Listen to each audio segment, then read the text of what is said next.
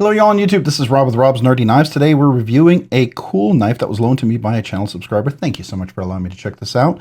This is the Gecko Custom, I believe it's Knifeworks? Yeah, Gecko Custom Knifeworks. This is the Sikorae, so let's talk about this. All right, so this knife is the Sikorae. This is the Gecko Custom Knifeworks or BladeWorks. I keep saying Knifeworks. BladeWorks Sikorae, and this is in the Toxic Moss Fat Carbon Inlay. It is, I believe, OEM by Riot, and it is meant to be a user knife. It's a very cool design in many ways. I love the quality of work that Riot did on this knife. Definitely top notch as far as production and everything is concerned. So when we talk about reviews, I typically go through certain steps and certain things as I'm reviewing a knife. There's ways that I tend to look at a knife.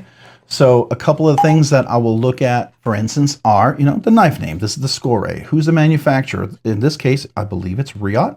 If I'm wrong, comment down below, or I'll have posted it up here, but I'm pretty sure about that. And then the designer is Gecko Custom BladeWorks. And I don't know the exact person. I do know, here's the certificate of authenticity. I believe it looks like it's maybe Steven. That's what I'm going to guess. I don't know. But to me, it was a knife that they, subscribers said, hey, really want you to check this out. And I will say, it's a knife that I've been on the edge, maybe wanting to possibly buy. And I'm very appreciative that I got a chance to check this out without buying it, because there are knives that I buy and I know that they would be catch and release.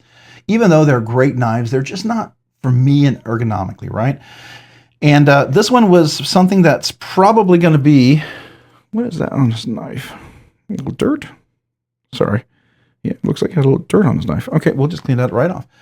Never even noticed that. It was probably an unboxing. All right, so there are knives that have, they're great quality knives. But I will say that they just aren't going to be knives that I will probably likely acquire from my collection, right? And so that, I think, is one of these right here. I think it's a great knife. And I'll give you a little hint that it's not one that I'm going to be against or opposed to at the end. So if you're curious, you want to know, you want to zoom to the end, what do I recommend, or do I not? It's not negative, I'll just say that. Okay, so let's go ahead and talk about this. The materials on this is the Toxic Moss Fat Carbon Inlaid, beautifully inlaid. You see that there's no, you can't even see where there's a border or anything like that. It's done perfectly in the front and the back, and that's very typical, I think, of Riot.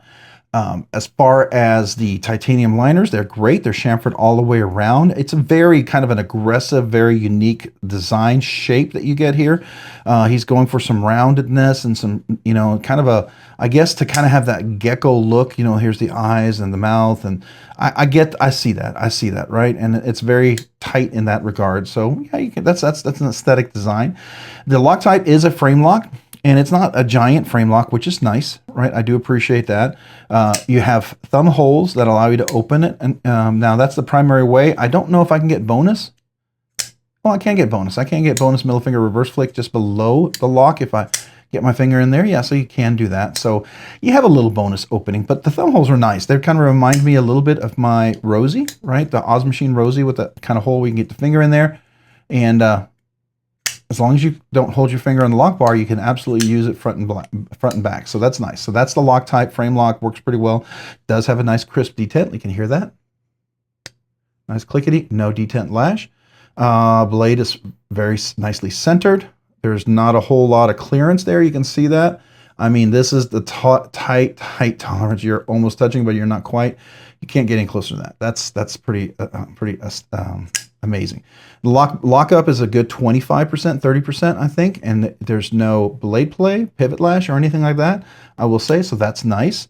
Materials, Magnacut, and they say on the Magnacut, heat treated to 62 to 63.5, so you are getting a pretty solid, good heat treat, especially for overseas. I think if you can get 62 or above, that's nice. At least for me, I'm happy with that. Yeah, 63, 64 is ideal, maybe 64, 65. If you want crazy edge retention, it does get you to the next level, but it's not gonna be as tough, right? So you just gotta keep that in mind. But 62 is a nice blend between toughness and edge retention and heat treat for Magnacut. I think that's really nice.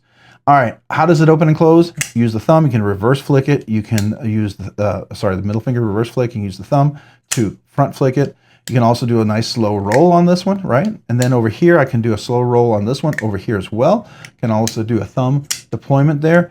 I can do a reverse flick. I just got to make sure I don't put my thumb on the lock bar. So, and if I do that, then I should be pretty clear. It's challenging to be down here to get the right angle because my finger wants to touch it. As soon as I touch it, as soon as you touch it, like here's, it opens pretty well, but as soon as you put any pressure, that lock, it goes from very easy to open, you put a little pressure,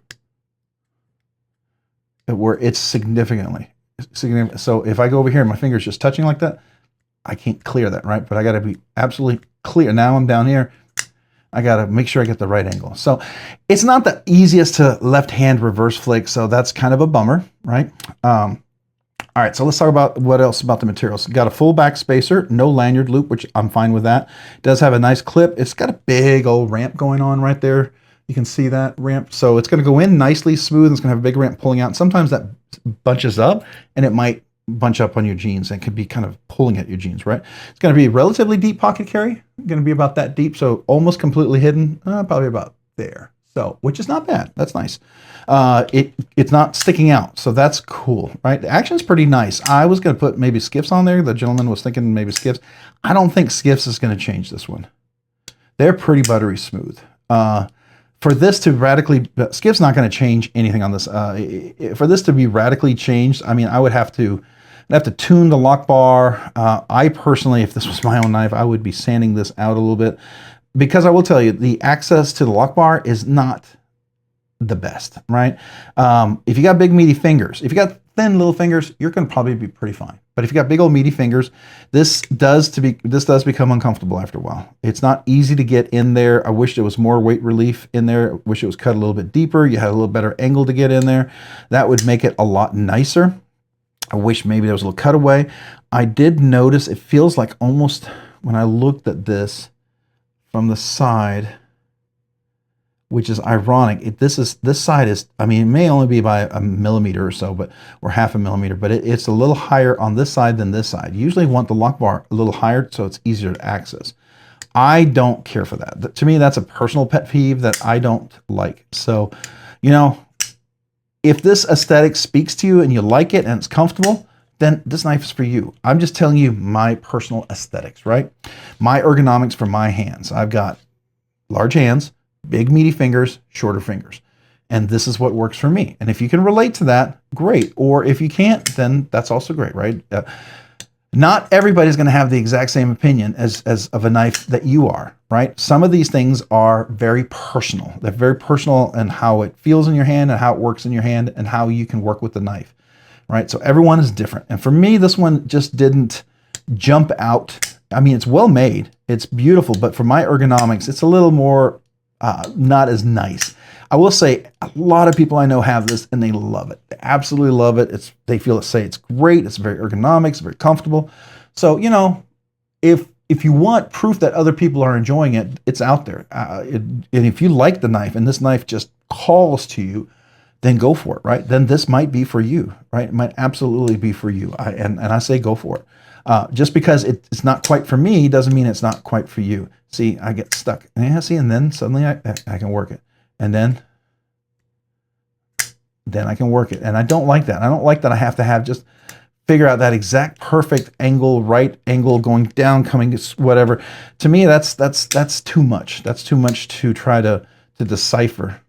And then get the right hand over there and the right finger, and this has got to be right and the right point. And if my finger is down too much, or if it's over, I don't like that, right? It shouldn't be that complicated. So, and one of the things that I do know, like Proteon, I have a Prince Customs Proteon, and I'm starting to really appreciate part of his design. He has this larger clip, and you're like, it's a big clip. Well, you know what? It also has like a little ledge here. And I got to tell you, when you hold this knife left-handed, it is absolutely a dream to left-handed reverse flick. Your hand is right there. You're not going to slide off. This is the exact place you want it to be. You're not even unstable. I mean, it's absolutely solid in your hand, left-handed reverse flicking. Sometimes when I'm reverse flicking with a left hand, I'm over here. I will tell you that it's like I've got to get all the way down there, and I'm kind of wobbly. It's basically, I'm trying to barely keep it in there.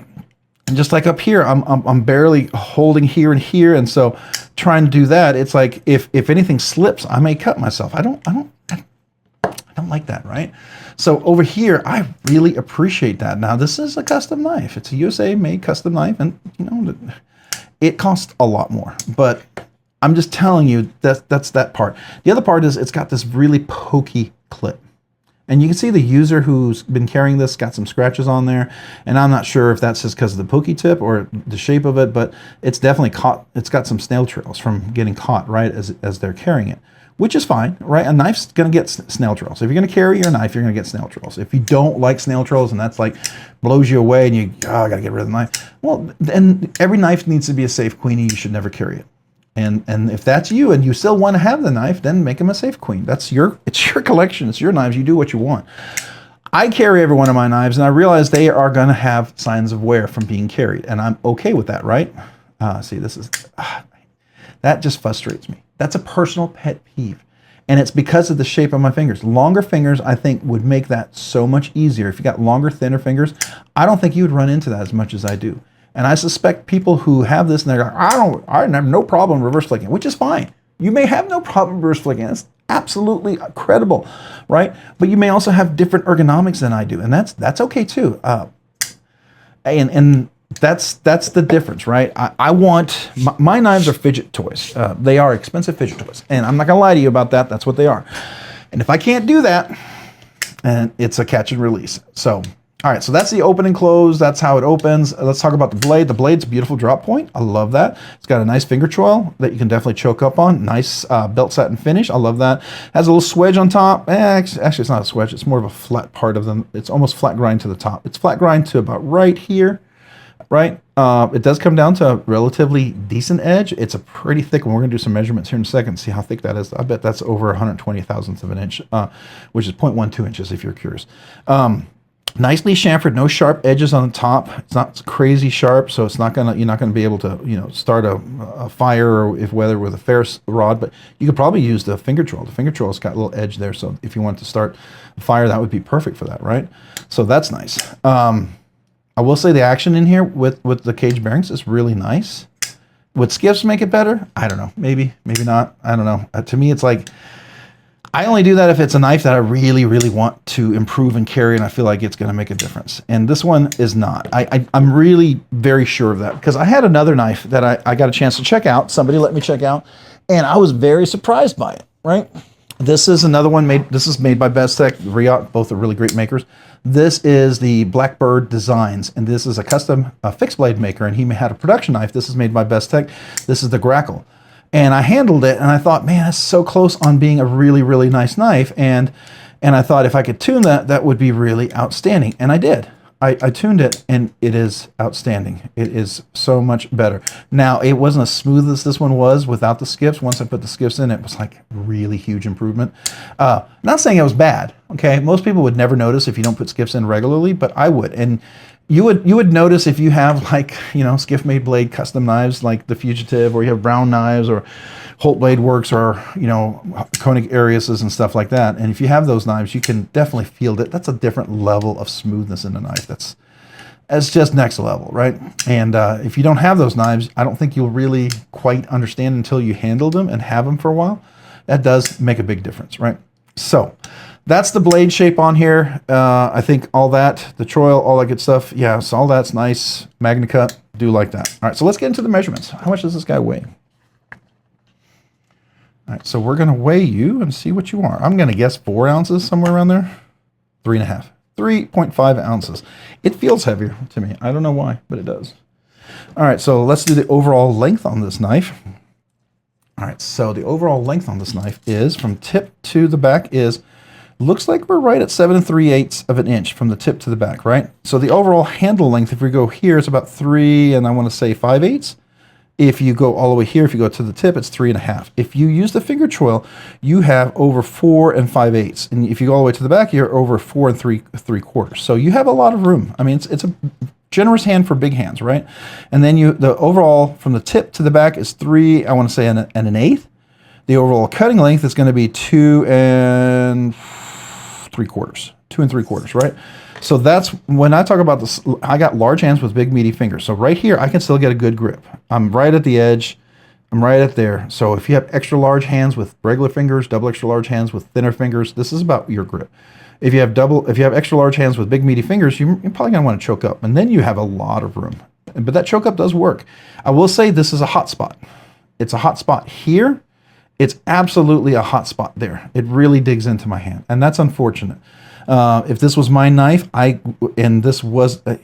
wouldn't look completely weird being polished. I would consider just polishing, just cutting that down to about right there and rounding that puppy all the way around, because it's I don't know. I feel like it's on the end of a old classic 1700s, ship with the sails and stuff like that. It's just too long, too pokey. So it's definitely a hot spot, just so you know. All right, so let's look at the blade stock thickness. All right, so I thought it was 120 thousandths of an inch. Let's see, how close are we? 128 thousandths of an inch. Is it all the way 128? Yeah, about 128, 127.5. So 128 thousandths of an inch, 0.12, 0.13 inches, right? So that's not too terrible. All right, so what is this? What's the category for this one? These were over $300, so they definitely fall into the higher end category, which is between $300 and $600. I know they had some sales on some of them, so they were a little less, but I mean, some of them were over $400, so you're looking at a knife between $300 and $400, right? This one, I think, was around $350, last that I saw, as of the recording of this video. So, I mean, it's definitely a well-made Riot knife. There's no question. Magnacut, good heat treat, beautiful inlaid, wonderful measure, everything executed well, nice chamfering all the way around.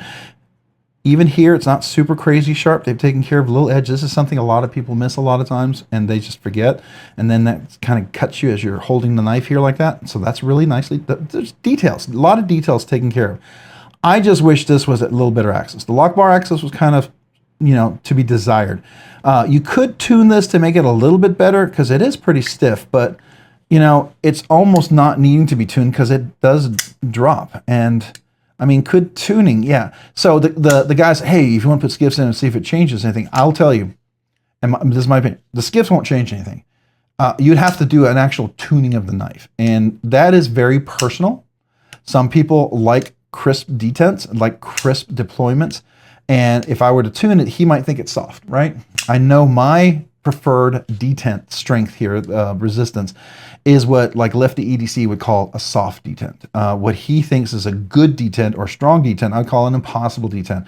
What he thinks is an acceptable, maybe weaker detent, not necessarily a strong detent, but maybe an okay detent that's acceptable, I would consider a more medium heavy detent, right? And I would probably be okay with that. We'd probably meet somewhere there in the middle. I still think it's a little strong. He'd still think it's a little weak, right? So everyone's different. Everyone's different. And I, it's not my knife, so I'm not going to do that risk.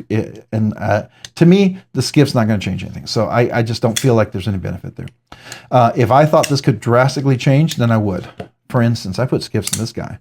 Mr. Eddie let me borrow this knife, and it's night and day putting skiffs in this guy, right? So he asked if I could, and I would, and I did. So there you go. Definitely a really cool knife. This one here, it's cool. It's kind of small. The ergonomics are a little challenging for bigger, meatier fingers. You got to keep that in mind. If you like smaller knives, you like big old choils, you're okay with, like, if you're left-handed, it's not a left-handed reverse flick is not a big deal, and you're okay with like reaching high like that, or you got long fingers where you can hold a clip all the way back here and you can reach all the way up and get that nice angle to that clip, which I did just there, but I don't see. There you go. And the problem is when I get that angle, I start rotating it. I start turning it because it's right there. It's not really steady right there, right? So that's my challenge, to get in there. And then you can see I almost have to kind of like loop it in there. Longer fingers would probably make that work better. It's a personal thing, right? I'm not dogging on a knife. I'm just saying ergonomics. Some people design knives for themselves. And if you design a knife for a really big giant, like Red Skelton, he's got the Skelton Blade Works, he's got some great knives, but he's got big old hands. And a lot of his knives work really great for big old hands. And I've checked a few of his knives out. Some are really cool, but they're really big old hand knives. They really are. And that's why I don't really have any of his knives in my collection, because they're just big. big, and I don't have big giant hands. You know, I have big meaty hands, so I mean, if we were to put hands next together, my hand width would be equivalent to big old giant hands, but my finger length is not quite there, right? So that's the difference, right? That's where I'm similar in some ways and I'm not in other ways, right? And that's why if you feel like your hand would go all the way around, it's too much to go around, I would not have a problem with that, right? Because my hands wouldn't go all the way around like that. Yeah, it's just, you know, it is what it is. So again, so this is a higher end knife, $300 to $600. Keep that in mind. What is the purpose of this? EDC hard use collection piece? Absolutely can be a collection piece. If you want this to be a collection piece, all day long. I mean, it's a beautiful piece. It's wonderfully designed. It's gorgeous. There's a lot to be liked about it. I do like it. There's just some things for me to make it more of a collection piece or a piece that will go into my collection for carry. There's a few things I'd have to fix, but otherwise it's a beautiful knife. It's executed really well. Yeah. Hard use, I think this could absolutely be hard use as far as a frame lock. Now, if you have the right tool for the right job, right? So if you're gonna go out doing fixed blade stuff with a frame lock, that's not smart, right? Use the right tool for the right job. Use a fixed blade or an axe for the job if you're gonna go chopping wood and stuff like that. But for everyday hard use, you know, like boxes and cases of water and litter and, you know, letters and working around the house and, you know, breaking down boxes. This thing is great. It's going to be fantastic, right? Christmas time, birthday time, opening gifts, you know, opening up lots of your packages coming in, opening letters. This is going to be great. It's nice. It's see, there we go. Got to get that right angle. And that to me, that's a killer. If I have to sit there to figure this out, I'm done, right? I'm done. So to me, that's a big killer. All right, so it definitely can be a collection piece, definitely can be hard use. All right, so ergos and feel handles, opening, closing. Right-handed, it's really nice. Works great right-handed. The lock bar is pretty stiff. I wish it could be loosened up, or you can have better cutaway, better access to the lock bar. Better access to the lock bar can make this lock bar very usable, right? Even with a stiffer lock bar, as long as you have good access, when it's barely chamfered out and you've got to get a big old meaty finger and you got to push down to get in there, because I got to push down, not to here, but I got to get past there to get some leverage, right? Skinnier fingers are going to be able to get right in there like that right away. Your skinny finger is going to be kind of like your angle is going to go in just like that. And you're going to find, oh, that's super easy. That's super easy. But that's the angle that I would have to do to get what your skinny finger is going to do. And that is easier. That is absolutely easier if that was my angle to get to it every time. But my angle is not that. It's, you know, I got a big old giant finger here, and so I got to get in there, squeeze it in, squeeze and push out. Either the lock bar has to be softer, or I have to change my hand, right? So there you go.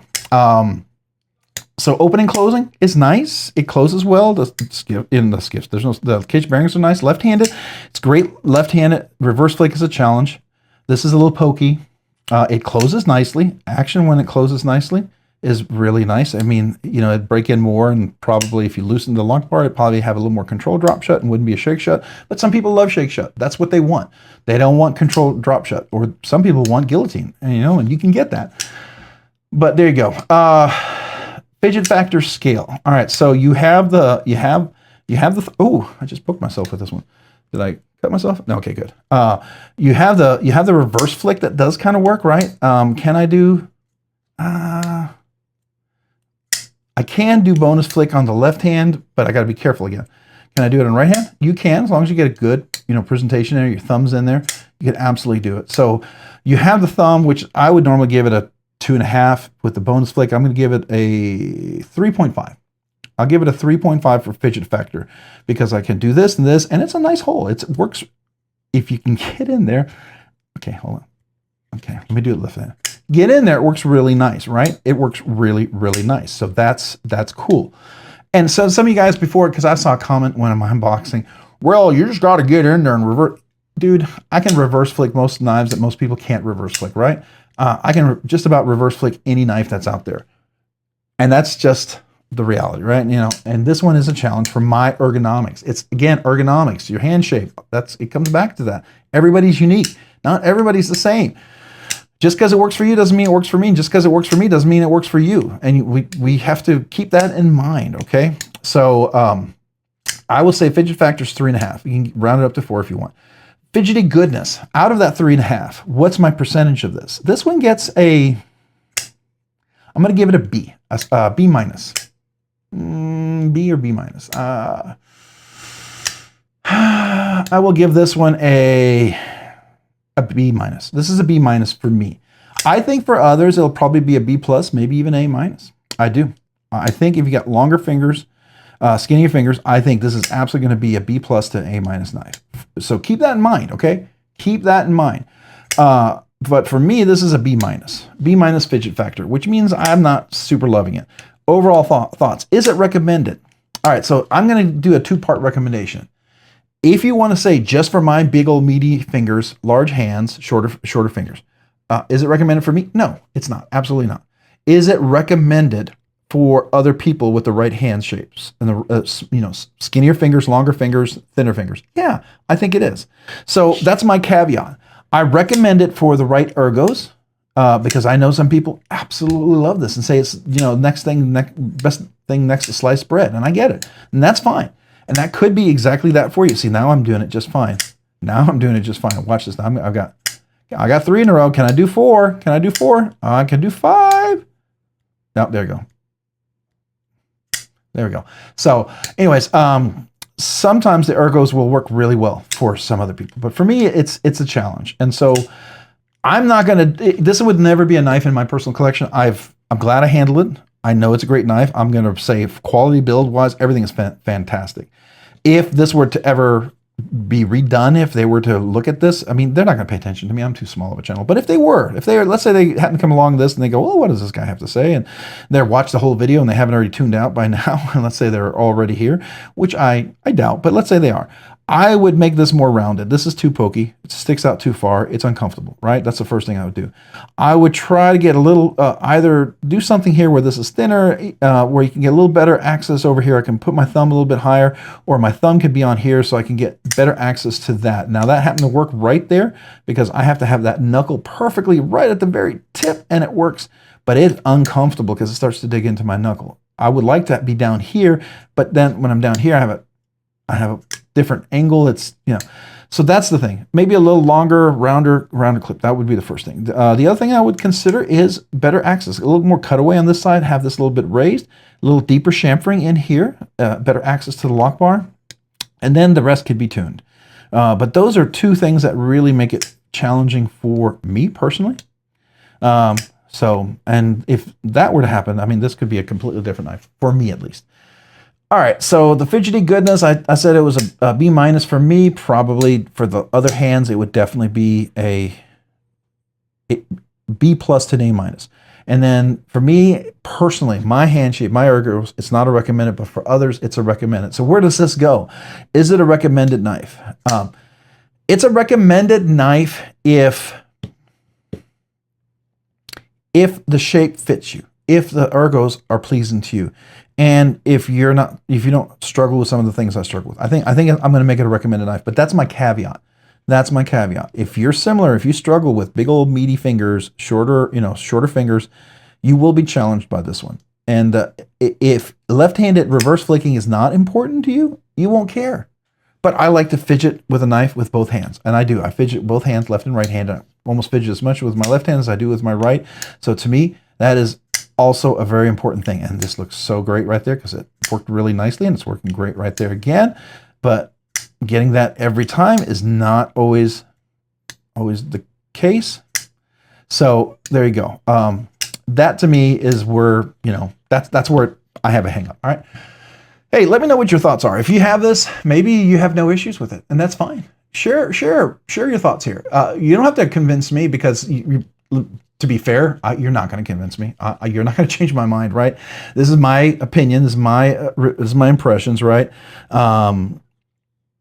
It is my opinion, and so I'm going to keep that opinion, right? You're not going to try to change it because it's not a knife for me, right? But you can share with others who have experiences, who might want to know how it works for you, or how it doesn't work for you, or maybe you had a similar experience, or maybe you didn't.